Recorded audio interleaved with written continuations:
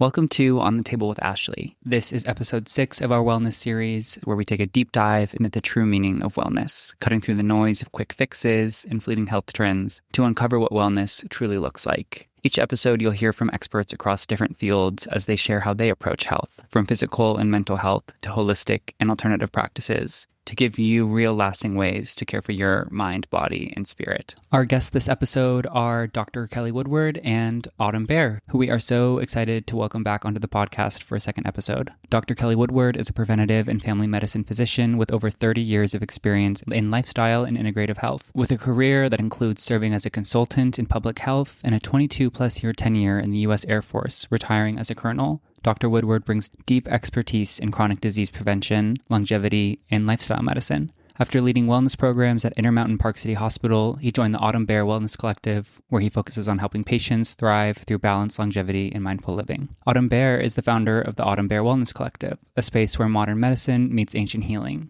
Trained in Chinese medicine and acupuncture, Autumn blends traditional medicine and spirituality to guide people towards deeper wellness and self-connection. Autumn holds a Master of Public Health from the University of Arizona, licensed in acupuncture in Utah and New York, and a board-certified diplomat. Autumn has taught in global programs integrating acupuncture into medical settings. Her work focuses on whole person healing, community connection, and empowering people to take on active roles in their health. Enjoy.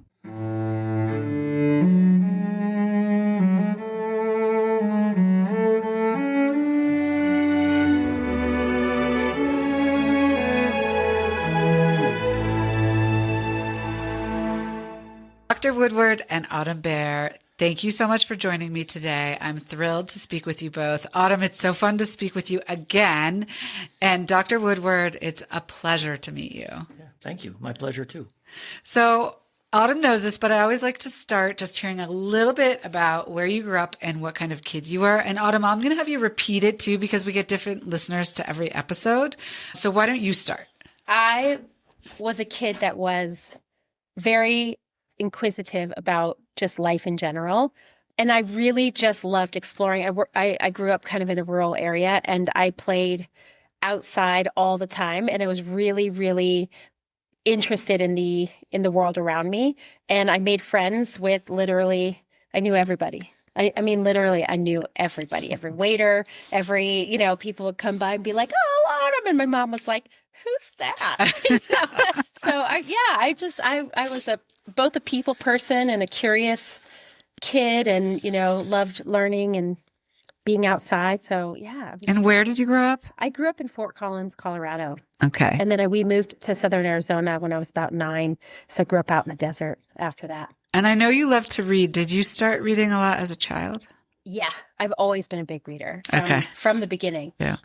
And Dr. Woodward, I'm going to now call you Kelly. Yes. Thank you. Yeah. Where are you from? So I grew up actually in west of Salt Lake City, Twilla, Utah. Oh, yeah. It was a small town then, very small, so kind of a small town, semi-rural youth. I was a peculiar kid. So then, similar to Autumn, a very curious, always kind of a wonder-struck kid. I was curious about everything. I spent a lot of time in nature, a lot of time outdoors, exploring, camping, turning over rocks, collecting plants, poking insects. And then I also spent a lot of time, in the built environment. I loved the mechanics of things. I would take things apart, and I would sometimes successfully reassemble them. I would build things that I conjured up in my own head. And I played a lot of sports. I did all kinds of, just tried a little bit of everything. It was kind of the way I was. I hate to say it, I've kind of continued that a bit, which does create a bit of a focus problem. Sometimes I have to just remind myself to pick something. But as a kid, it was just fabulous. And do each of you have siblings? Did you grow up with siblings? Oh, yes. Yeah. Yep. I have just one sister.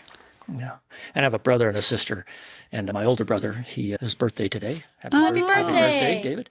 He and I were, we were together on this curious journey, and our younger sister watched us in some dismay and about what was going to happen next. Yeah. Anyway. So fun. Kelly, what then put you on the path? It sounds like you could have become an engineer, like based on the things you were interested in as a child. So what put you on the medical path? Yeah, that's the right question. Because I think actually, if I were to look back I could have been an engineer. My brother's an engineer, by the way. So I feel like I kind of have that mind, very mathematically oriented. But anyway, I kind of got onto the healthcare medical path because my family is full of medical people. And I watched my grandfather was the only surgeon in that whole western part of the state of Utah.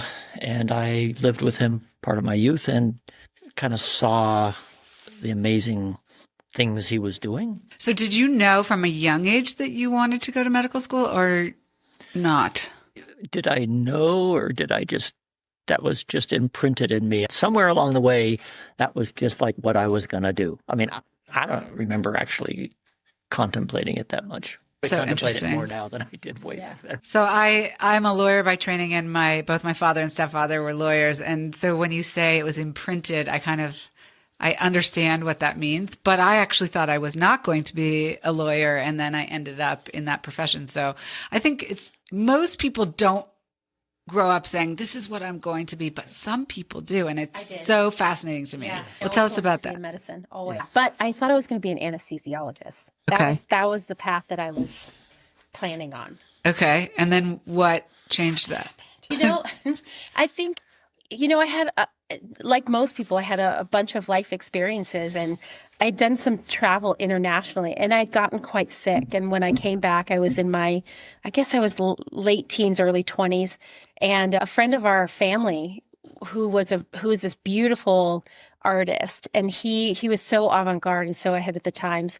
And he just happened to say to me, Autumn, you should try acupuncture. And this was at a time when acupuncture had barely been legalized in the United States. Yeah. And because I'm curious, I was like, that sounds fun, right? Yeah. Like I thought it would be really neat, and I really fell in love with it. And I thought it was really perplexing and interesting, and it made me feel better almost instantaneously. And then continued to pursue it over time. And then as things went on, and I was in grad school for public health, and I hadn't quite made up my mind how I was going to proceed from there. And then I just kind of veered so deeply into Chinese medicine, and it just kept my interest so greatly that I just decided to keep going with that.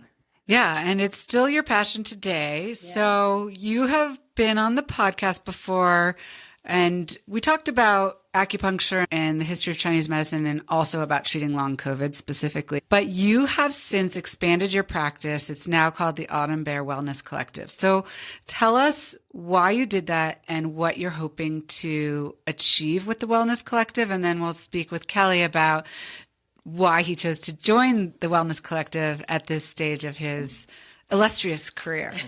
Yeah. Well, I feel very lucky to be part of someone's life for a little snapshot of time. But I also fully recognize that my particular set of tools isn't always going to be everything that someone needs.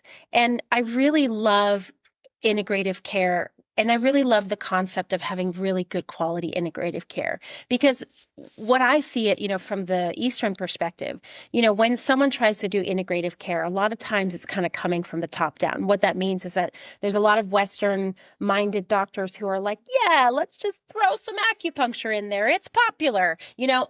I think I've heard it works for back pain, right? But coming from a person who has taken this on as a life study and who understands the depth and magnitude that Eastern philosophy and Eastern medicine can, and how it can impact someone's life, I want to integrate the Western side kind of almost from the back end, right? We're taking Eastern philosophy, Eastern medical practice, and then with that, utilizing the best aspects of Western medicine and all the best things that it can, so that you're bringing those two pieces together, not as an afterthought, but as the greatness that each of them hold, and then putting them together so that you're collectively expanding and growing the experience that someone can have, and not just heavy-handed on one side and then brushed into something on the side because someone has heard, maybe that's all right? I want the power of both, right? And they are very powerful in their own way. Yeah, and to sort of speak the same language, so to speak. So sometimes if I'm coming to see you and then I'm going to see my shoulder doctor, I had surgery last year, which is when I started to see Autumn. And if, they're disjointed. And so having them together sort of under the same roof, so to speak, to me makes a lot of sense. A lot of the issues. I mean, there are a lot of issues in our healthcare system, but one of them is that our systems and the practitioners don't speak to each other, and one person doesn't know what the other person is doing or trying to work on or treating, all of that. And then what we talked about the last time is treating the whole person. And a lot of the history of Chinese medicine is it's not just my shoulder, it's my entire being. And it's not just my physical being, it's also my mental being. And all of that comes into play with my total well-being. And my focus in this series is on wellness, which is a very big area. But I feel like what you two and the other practitioners that are part of the practice are endeavoring to do is to have East meet West in an integrated approach, treat the body and the mind for ultimately our well-being. And Kelly, we'll get into longevity because, well, I'm very interested in that. I'm in the second half of my life, but I think a lot of people are interested in that. And it feels like such a good foundation for the Wellness Collective. Well, I think there's also, when you're thinking about those conversations, I think the fallacy about Eastern philosophy and Eastern medicine and Western medicine is that they are so different. And they're not. Yeah. They're both medicine. We use different tools, and our diagnostics are going to be a little different based on the history behind how things developed and where things are evolving and what we rely on to look at the body and how we do that. They each have their own strengths, certainly, but there is so much more in common than there is different. And I think that bridging that conversation, both in the practice of our medicine, as well as giving people an opportunity to be part of a system, allows them to be seen and not just passed on from person to person. That collectiveness is what happens when you sit down at a table, and we have very different experiences and our life choices have taken us in all kinds of different ways. But when we sit and talk about what it means to care for someone, we are both coming to the table with the same idea, and that is to help that person get better. Yeah. And I think that's really where we're coming from as a collective. So Kelly, let's hear both about a little bit about your career and then why now to join the Wellness Collective and what you hope to achieve at the Wellness Collective that you maybe haven't felt like you've been able to achieve in the practice that you were in. But you served in the military for 22 years, and you also have worked at a public health department. So I'm interested, tell us a little bit about your career and how you came here, and then we'll dig in a little more. Yeah, well, I'm a believer in wandering through life. So I set out in my medical career, and there were some well-established sort of wickets I had to jump through. But then I started having choices about what I wanted to do next, and thought I kind of knew, like Autumn had alluded to, about kind of thinking you knew what you wanted to do. And then I found myself in family medicine, and I actually started in the military because I had advice to say, well, you could have your medical school paid for if you let the military pay for it, and then you owe them a few years, and everybody calls it good. And then I found out, I liked that. I mean, I liked what I was doing. I was doing such a variety of things in the military. It was an incredible experience. As in the medical profession, we got to do a lot. I mean, I got to do a lot of different things. And so it was really intriguing. And so I continued in that, which led me to other different things because by its nature, we moved around, and I found myself involved in federal policy in Washington, D.C., working for Assistant Secretary of Defense, the Surgeon General of the Air Force, all these people, and it's kind of fascinating because it's a really rigorous and really sort of intellectually challenging sort of a sport, all the while trying to keep a little foot in the door of just direct patient care. But that got a little difficult. Anyway, so I kind of got into a lot of desk work, but that was in a lot of health planning. And then I got into preventive medicine formally, spent some time at Johns Hopkins. I've been asked, where did this preventive sort of foundation come from in my career? And it's interesting. It did come from the military mostly, and it was a fascinating thing as I look back on it because I don't know if you had to be there or had to be in my head to kind of get it. But what I had incredibly healthy people, fighter pilots.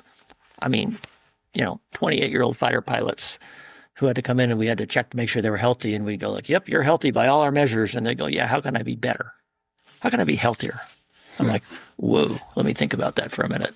I'm not quite sure we really know how to be better than what healthier than you are.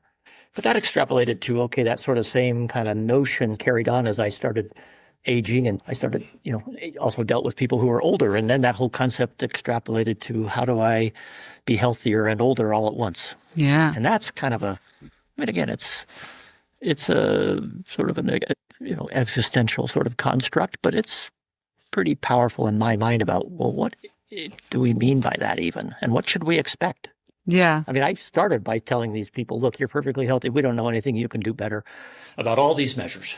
So what did you learn about the healthy 28-year-old and how to improve their health, which then you probably have taken into the rest of your practice? Yeah. So the healthy 28-year-old at that level of health, I mean, that's Right. That's elite health. Right. I mean, those are the people who next become like astronauts. And I assure you, they don't send anybody to space who's not pretty darn healthy. Yeah, it's mostly about setting expectations, frankly, and safety, really. It's more, at that age, it's a bit more of, okay, just don't mess this up. Don't put substances in your body that are really bad for your health, like alcohol, too much alcohol, Processed food. smoking, other illicit drugs. I mean, not that military people don't tend to do that. Yeah. And also get in the habit, start building the habits to maintain a maximum health as you get older, because the rest of the story is it's all going to start to change. Right. Because we all have an arc of life that is different. And to really, I think a lot of it is we're all every second on that journey and at a different place on that journey. And so if you don't start setting the tone of, okay, what are you going to do to make it the best it can be going forward? Because we're really not talking about right this instant. We're talking about you're a little older next year. Right. A little older next year. How do you be the best you can be? So as you get older, it gets to be a bit of a different discussion, and that's where longevity comes in. After about age 30, lots of age-related effects of change in physiology, anatomy, certainly social dynamics change, and people need to embrace the power of staying healthy, being as healthy as you can be, and it changes as you get older in terms of what your expectations ought to be. So after 30, I think biologically you're saying our cells are dying, or whatever's actually starting to happen that's changing. Like we used to be able to sleep a couple hours and be fine, and now we can't do that kind of thing. But do you advocate, like, what age are your patients? Because now your focus is on longevity, is my understanding. So at what age would you suggest somebody start coming to see you, for example, and or thinking about the longer term? So I have teenagers. They are clearly not thinking about the longer term right now. And it's fascinating. I think we're less aware of it when we're like young and healthy, but now through my, 51-year-old eyes, watching my teenagers be able to stay out late and be fine the next day or what have you, and I cannot do that, I'm much more aware of it. And so my husband and I are much more focused on our health and sleep and nutrition and all of these things than they are. But we're also trying to teach them the importance of these things now. I'm not sure they can hear us, but at what age do you think people can start to hear that and play? It's more like planning. We plan for our futures in all kinds of ways. Education, athletics, whatever, financially. But I think, at what age do you think people can start to hear and plan for their longevity? Yeah.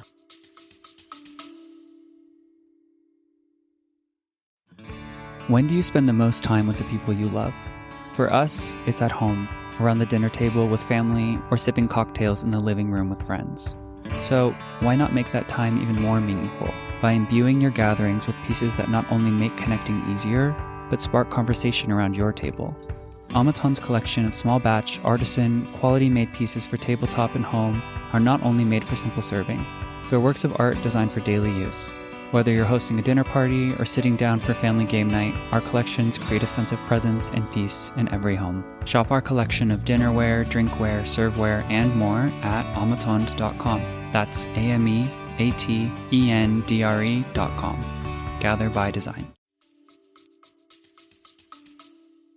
Yeah, I think there is a transition, from people sort of interested in being healthy at a young age. But that gets to be a little different about, okay, now as soon as you start to recognize and realize that things change over time. Like you said, think about like sleep or the person who wants the mountain bike, but they can't keep up with the 32-year-old because they're 45. And that's might just be reality at different, our physiology changes. So sometime by the 40s, I think by early 40s, most people start to sense that, okay, it's not always going to be like it was when I was 20. And of course, young people, when something is bothering them, they want it fixed. But it's very different when people start to almost get that sense that, okay, things change as we get older. If your vision starts to change, your hormones start to change, or your hair gets thinner, or you start to find out it's a little harder to, not gain a little bit of extra fat, or it's a little harder to make some muscle. That's when people start to get attentive. I would say, though, in my experience, most people are kind of in their 50s when it really becomes more acutely of importance to them. I have generally told people by about 45, you ought to start thinking about how am I doing setting myself up for the long game. And then, of course, the peril in that is that some people, aren't in their best circumstance when they get there. It's right. How do you improve that while intersecting a healthy lifespan curve out there as best you can. But certainly that's when people really ought to start to have a plan. Okay. Now I want to talk about the plan, but before we do that, what drew you to joining the Wellness Collective? Yeah. So I retired from my full-time practice about a year ago, and that was very purposeful. I love what I was doing, and I think I was helping some people. I needed more time. I had some family obligations I wanted to be much more available for. And so I felt like I really needed to scope down the amount of hours I was working. And then over the last year or so, I certainly recognized that I still want to work with people. And I want to be able to do it. And I'm in a situation where I can do it.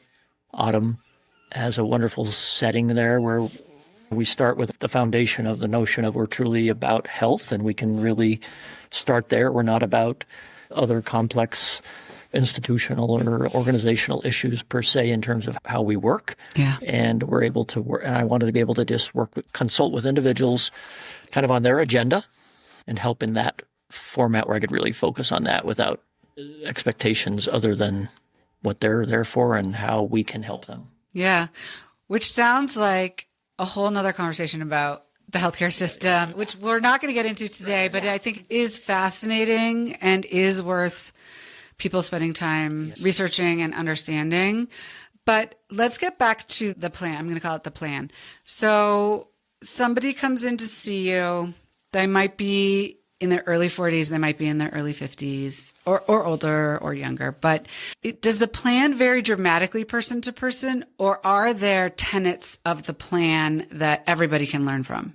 Yeah, it's the latter. I mean, there are kind of some foundational things that really apply to all of us. And I guess this is just an opportunity for me to make a strong point.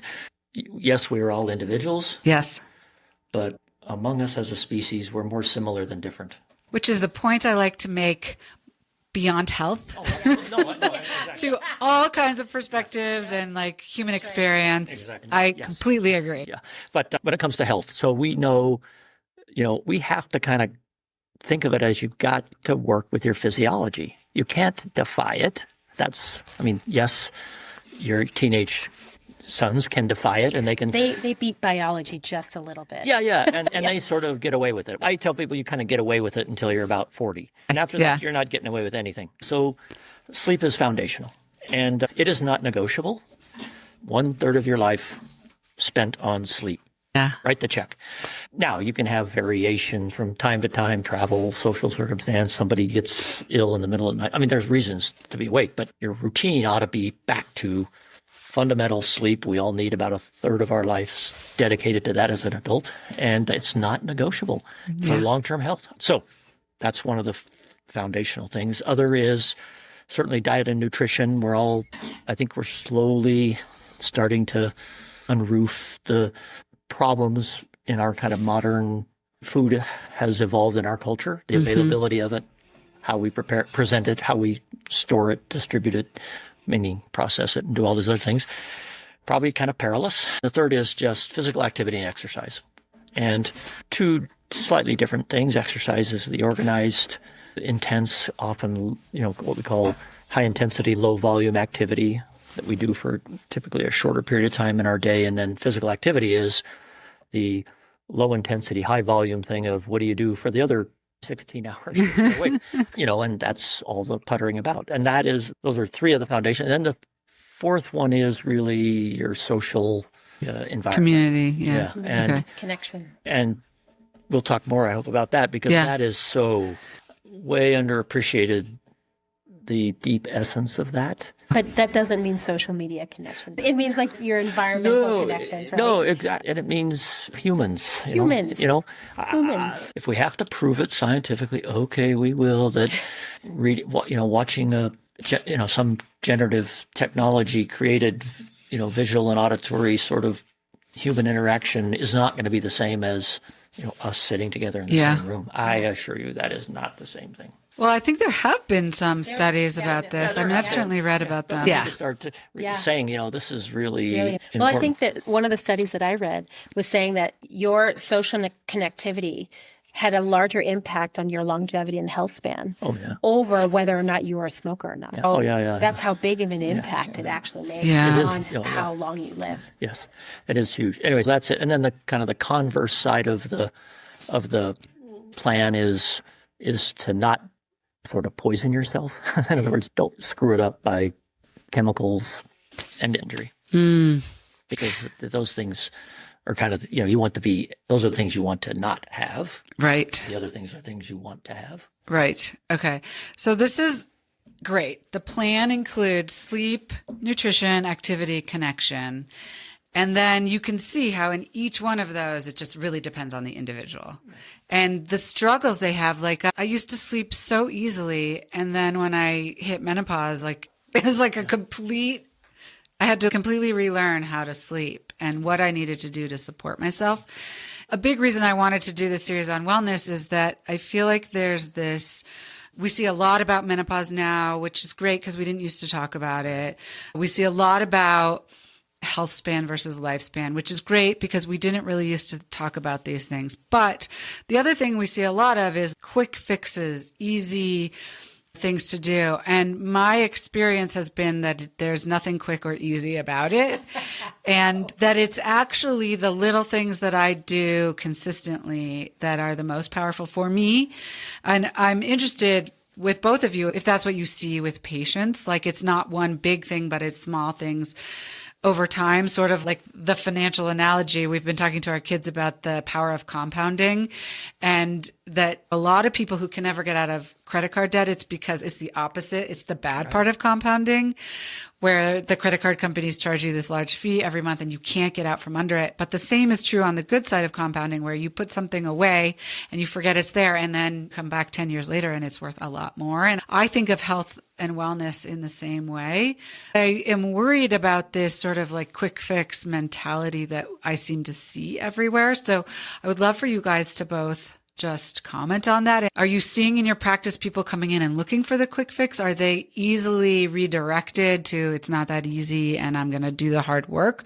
Or what is that looking like these days? I think because we practice very different elements of medicine, most of the time when people come in to see me, they're not looking for the quick fix because they know that there may not be a pill they can take for that, right? And some people really want that quick fix because the truth of the reality in all aspects of health is it requires work. But what I can say when we're talking about investment and putting money away, you don't just put a large sum away all at once because you never really make all that much in one setting. It's the little bits of money that you put away on a consistent, regular basis that ultimately collectively become that larger investment. And it's the same thing with health, right? We make choices on a daily basis because I do think that when people think about health and they're like, health, right? And it's like this big, thing for this big category of things to think about. Sometimes it can be overwhelming. They're like, oh, I've got to do all these things for my health. And I kind of equate it to dancing, right? I was a professional dancer for a very long time and I was a partner dancer. So I'd get these people that would come in and I was like, okay, we're going to just walk forward. But because they had this theory in their mind that they had to quote unquote dance, they would awkwardly kind of like move their bodies forward. I was like, no. I just need you to walk forward. This is something we practice day in and day out. But because in theory, in their mind, it was going to be so hard and it kind of broke things down too quickly, it becomes the culmination of small choices that we make on a daily basis. There's no quick fixes, but there are choices. And like, let's say, I discovered gluten-free Oreos one day and I was like, wow, I think I'll have a few of these. But it doesn't mean that I do that every day, right? Like I had a moment in time where I was like, wow, this is great. But it was like, yeah, you wake up the next day, you go, okay, got it. And then you kind of like course correct or, because sometimes I think people set these New Year's resolutions. I'm going to go to the gym every day this week or year or month or whatever. I think that becomes too overwhelming. Yeah. If if there are no quick fixes to the longevity of and our health span, and we have to make small choices, you just choose little things that you can control every day. You go to bed a little bit earlier. If you're having struggles with your sleep, find someone that can help you with it, right? If you are not sure about what to eat, usually the guidelines are the closer to the earth that it comes from, the better it is for your body, right? It's like the perimeter of the grocery store. Even just start there, right? If you're, not sure about, like alcohol is a really good example. If you want a parameter around alcohol, maybe a couple drinks a week, no more than that, right? There's a lot of those types of choices that we can make that will in fact make a massive impact down the road. Kelly, anything to add? Yeah, a couple of things. So I've been struck by how I sometimes meet people for the first time in one of these kind of conversations as patient and where they are. Yeah. And to your point, what I am surprised about is how many come in because they are hearing about all the quick fixes and they're kind of saying to them, there are quite a few people who are saying to themselves, I don't know if that's right. Now, there are some who are just going, that sounds great to me. Sign me up. Because there are plenty of them, enough to certainly keep that as a successful business model for people who do that. But they come in and they want to talk about it and kind of see how do we reconcile all this? And certainly I agree completely with Autumn about, it's about the small steps. Because part of the essence of the whole thing about a small steps is what you are embarking on is a journey for the rest of your life. And if you go on the journey, you're going to have a longer life. So It's even a longer journey.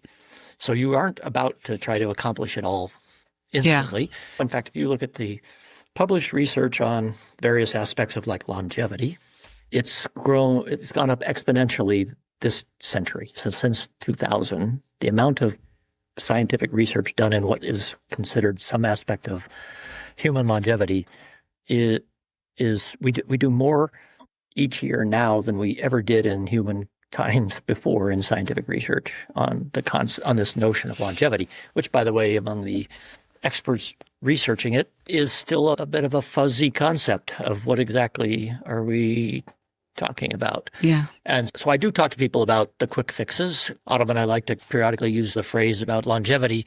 It's not about chemistry. It's not about just putting some chemical in your body that must be better to have than not, or more is better. It isn't actually that. I mean, there's plenty of chemistry in the human body, no doubt, but it's more functional. It's more, what are you doing with all these various activities, sleep, exercise? How do you fuel your body? How do you spend your time with other human beings?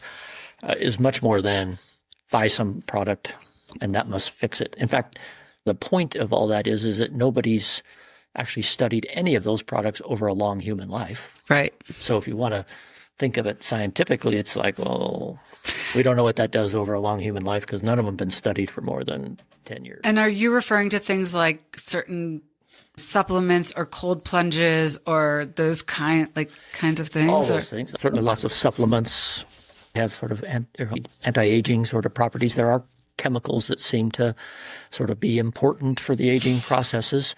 But interestingly enough, most of the things that are studied are already in the human body. And so to think that adding more fixes it is kind of a scientific leap of faith, but it seems it's sort of seductive to the mind that wants to be efficient about it and has other things to do in their day that, well, why don't I just take that? So I do tell people that, most of them are probably pretty safe. We're not hearing about a lot of them being, horribly dangerous. Most of them are pretty expensive. So I say, well, I doubt if you'll hurt yourself if you want to spend some money that way. But the conversation never ends there. Because I say, now here's what you really need to do. And it's the stuff that we were just talking about. Mm-hmm. We used to we'd see a lot of like business executives, and they have these executive health plans. And I mean, I know this, is how it works. I used to do these things. They would, their assistant would schedule their all day, come in and we'll do all the medical stuff. And they felt good because they'd go, see, I could go tell my board I did it. I went, got checked up. I'm fine. But every time I would see them and they were so disappointed because I might say, yeah, things look pretty good. We don't see any big perils. But guess what? Now you're going to talk to all my colleagues about how to do all the things you have to do if you want to stay that way. Because just coming in today and having me check the box may not help you live that much longer. Right. Well, there's also, I think there's, different types of therapeutic intervention, but I do really feel like there's an aspect of personal responsibility when it comes to, health, knowing that we have to just write off that check a third of our lifetime. I feel like there's always a certain type of person that's like, well, but if you could just like go around this way, right? And knowing I do think that there's a lot of lifestyle choices that we make that contribute tremendously to our health. And when we're looking at our health, it's about taking that ownership and looking at like, what are the choices I'm making on a regular basis? I used to live in New York City. I had a practice in New York City. And I'd have people that would come in all the time and they would say, I just can't sleep. And I would say, well, how many cups of coffee are you having a day? I don't know, like 4 or 6 and I was like, okay, well, we could start there, Right. There are often little patterns we get ourselves into that can kind of get us into funny little spots. But when you take ownership in recognition that our health is ours to, obviously there are therapeutic interventions when we need them. That is different than making cognitive decisions on a daily basis and taking ownership over what we're doing and knowing that what we're doing has an impact, right? I think in fairness to Americans, we were not taught this. So I worked at 23andMe for a long time. And what really excited me about 23andMe was 2 things. My father had a rare disease and I thought, what a great platform for rare disease research. But also the focus of Anne and Linda, the founders, was on moving from treatment to prevention. And I just really believed in that. And if you go back and you both probably know this, but it's not that long ago that a doctor wouldn't tell you had cancer. Like you weren't capable of handling it. And it's such a paternalistic system, our healthcare system. And I think it's still predominantly that way, where it's like you go in to see a physician and that physician knows better than you. And that physician is going to tell you what to do. And it's not your responsibility. It's your physician's responsibility. And I think that's just so wrong because we have as far as we know, we've got one life to live. And I mean, people believe other things religiously, which is great. But, we are on this earth and at least for this life, this is what we've got. And it should be our own responsibility to manage that, but we're not really taught. I don't feel we're really taught that in this country.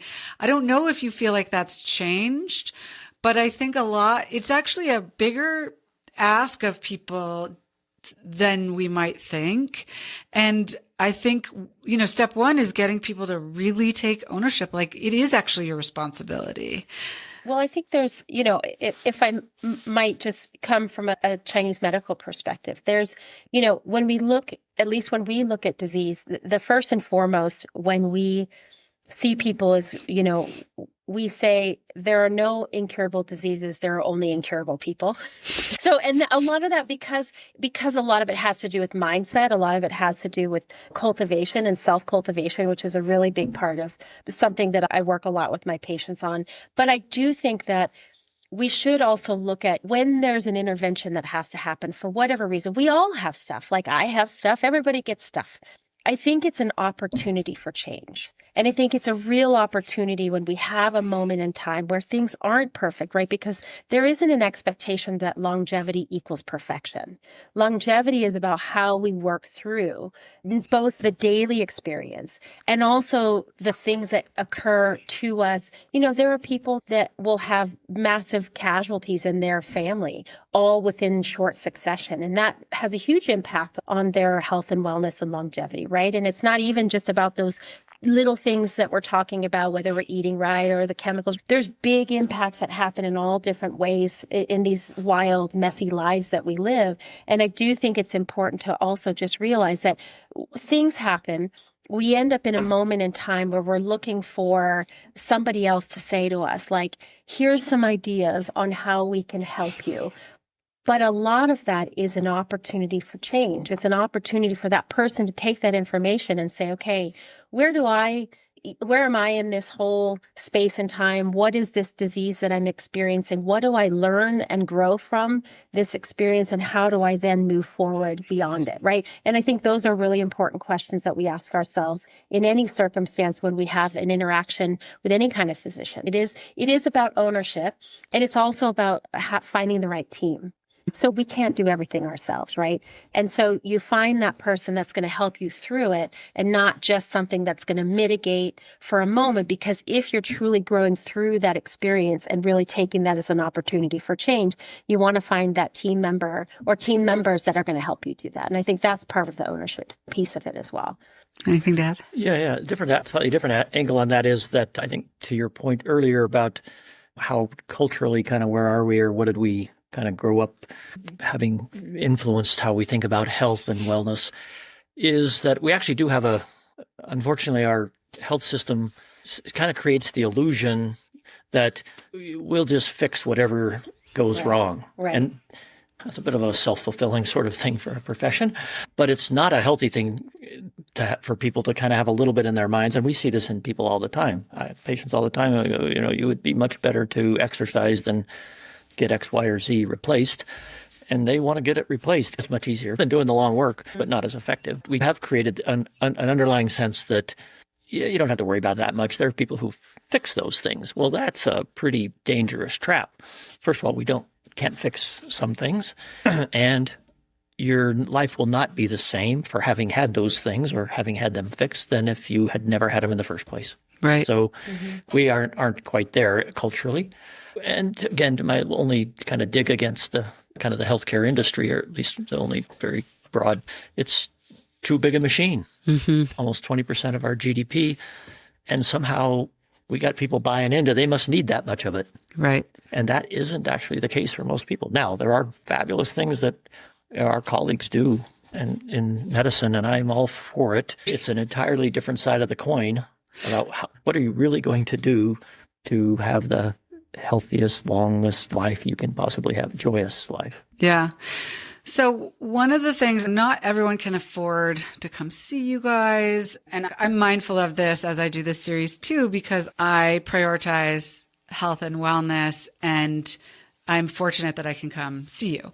But I know that not everybody can. And I do think it's helpful to have some advice for people who maybe can't do that. So that's reasonable. That's not sort of like the quick fix. I spoke with Dr. Crawford, who's a fertility doctor as part of this series, and she said something that really stuck with me. And she said, if you are choosing between exercise and sleep, choose sleep. If you haven't slept well and you're going to wake up at 6 a.m. and do a workout, don't do the workout, get the sleep. And that has actually made a pretty big difference for me, because I always prized exercise growing up and maybe overdid it at some juncture in my life where I was prioritizing exercise over sleep, I would say. So I don't know if you agree with that, but also if there are other things like that where, because I think, listen, if you're having trouble sleeping, you're going to have to seek help. You can try to read and try things on your own, but ultimately you might have to seek help. There are certain things where you're going to have to seek help for a specific thing.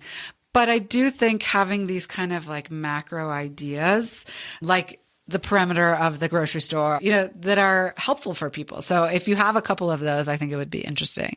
Well, sleep is what I would tell people is the first thing you probably ought to be thinking about. How do I get that right? Partly because it is essential regardless. So people have to go on that journey at some point. And it's much simpler sometimes than the simplest parts of sleep. So first of all, to recognize that most of us, our peak drive to sleep occurs sometime around 9:30 or 10 o'clock at night. So don't blow through that. Yeah. Embrace that, because that's why you're still awake at midnight, is because you blew through it. And now you're not back to sleep. So in other words, I jokingly, every wife I talk to, I can say, I'll bet your husband falls asleep on the couch at 9:30 if you turn the TV on. And then they claim they're not asleep. I'm not asleep. Well, that's because they are in N1 sleep, the first stage of sleep, because their peak drive to sleep occurs then. And if you wake up then afterwards and go, okay, I think I'll get up and putter around a little bit, then I'll go to bed, then you lay in bed not able to sleep. So that's the first mistake. So something simple as just moving sleep time start forward. I cannot tell you how many people I have said, look, just put on the invitation to your party. Party ends at 9. I'm going to bed. You're welcome to stay, but I'll be in bed. And how many people actually, there are a lot of smart people, and they heard that and said, I think I'll try. And they came back and reported, wow, what a difference. Because then you start sleep. What you want to get is the actual orchestrated physiology of sleep. It isn't the absence of activity. It's this very complex process that starts when you get the drive in your brain to sleep. That's there for a purpose. And everything that follows, you have to let it happen. So I do agree sleep is kind of a first adjustment. Exercise, that is a little negotiable, but not physical activity, right? So not moving. So there's a difference between how hard am I going to work my muscles and my heart and lungs for a brief period of time today versus what am I going to do all day? And that is a whole different thing. You don't sleep and then sit around all day. You can sleep, maybe not have your structured exercise, but as a species, we don't survive if we're not moving around all day. I mean, we would be eaten by some carnivore. So we are fundamentally a species that moves all day. And we're built to move. That's our physiology and our anatomy. Literally built to move. And I feel like I've read recently some studies on office workers having much poorer health outcomes. Like if they're not, I mean, you can be in an office and you can set your alarm every hour or whatever to get up and move or what have you. So I think that there's data that bears that out as well. Oh yeah, absolutely. In fact, I think that what the data say is that what we call, that physical activity all through the day, the low intensity, high volume, all day, what I call puttering around, turns out in a full day, that is equally as beneficial as the 1 hour exercise, structured exercise. Yeah, that's really interesting. So that's why we tell people, if for some reason you don't have an opportunity to get some structured exercise, which by the way is still important too. Right. But if you can't do that because you're, vacuuming your house, well, guess what? There's a huge amount of value in vacuuming your house, not just for cleanliness, but for your health. People need to appreciate it's in our nature. And I think movement, is like, if you look at our physiology, how we're built, the way our spine and the absorption of movement, the whole thing is built. I feel like the majority of diseases often come with the lack of movement, not because we move too much. And It's not really about people take exercise a little too far and they just go. There's something almost like an achievement that happens with if I accomplish this big thing and look at my big muscles and whatever it was. I ran a 26-mile marathon. All of those are kind of achievements.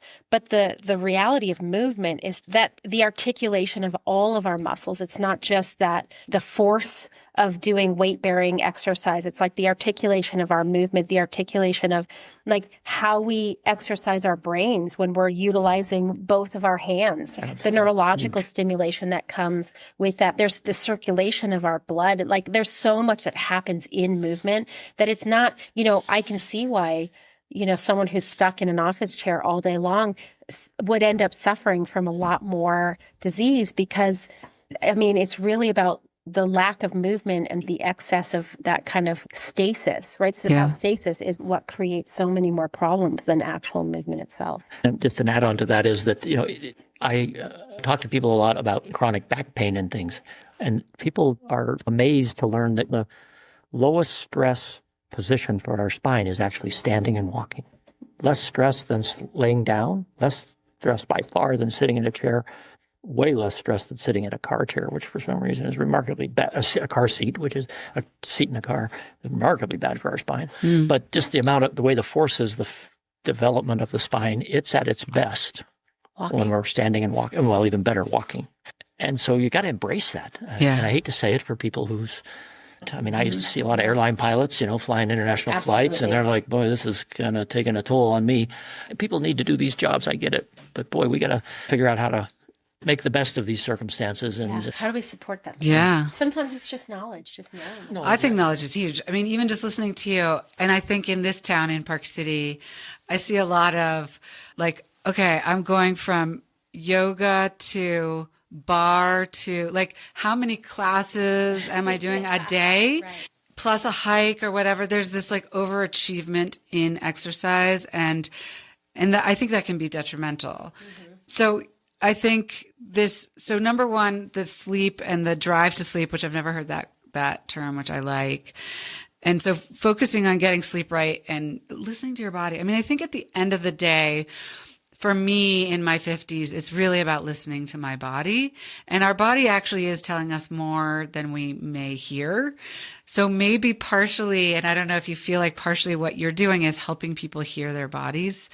Does that make sense in their particular, like whether it's nutrition or sleep or movement and I do want to get into community, but I think sometimes we stop listening, and I don't know why we do that. I think it's in the training. You were talking about this earlier, where as Americans, we're easily sold a bunch of goods, and we're told like these goods are what you need, right? Look at all these things you need. You need classes. You need this. You need, some fancy equipment. Yeah. Yeah, like you need, right. But the reality of it is that when you get back to the real fundamental basics of what it means to live a long life, it comes down to the simplest of things. I kind of love that because it's accessible to everybody, right? When you were talking about maybe someone can't afford to come see us in particular, but the things that someone needs for the longevity and as a culture is really getting back to like, does your food come from the earth? Are you getting enough sleep and listening to that sleep drive when it is happening? Are you simply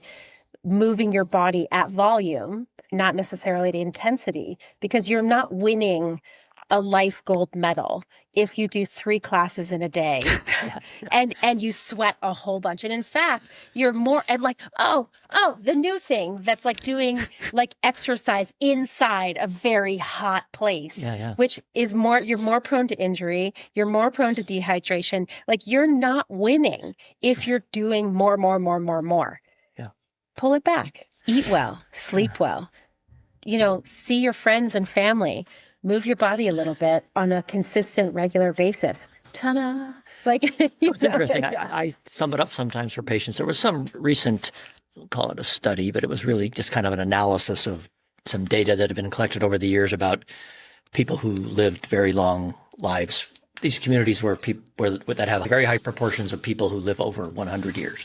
And it's interesting. One analysis, they said, gosh, we figured out the one thing that is most common among all of them is that they garden. They grow their own food. Now, it's not all about the food they grew. That's some of it. But it's about they were out there. And if you know what it takes to garden, a vegetable garden, first of all, you got to walk the gardens. You can't send a drone out yet to do it. And your tractor isn't going to do a very good job of picking your tomatoes, I guarantee it. Yep. You have to walk the rows, which takes a little balance because it's a little uneven. And then you have to bend down and do stuff, which is incredibly healthy for your health. And by the way, you're a little closer to the dirt, which might have some immune enhancing properties. And you probably go to bed early because you're kind of tired. And you get up early because you got to make hay when the sun shines. I mean, it kind of almost sums it all up. Yeah. This doesn't have to be growing your own food, but it's emblematic of those combination of things. Thanks for listening to an episode of On the Table with Ashley. Subscribing to, rating, and reviewing our show helps us to continue to make quality episodes. So please subscribe, rate, and review wherever you listen to podcasts. On the Table with Ashley is presented by Amatond, an elevated, everyday, luxury home and tableware brand with products designed to cultivate connection. You can learn more about Amatond at ametendre.com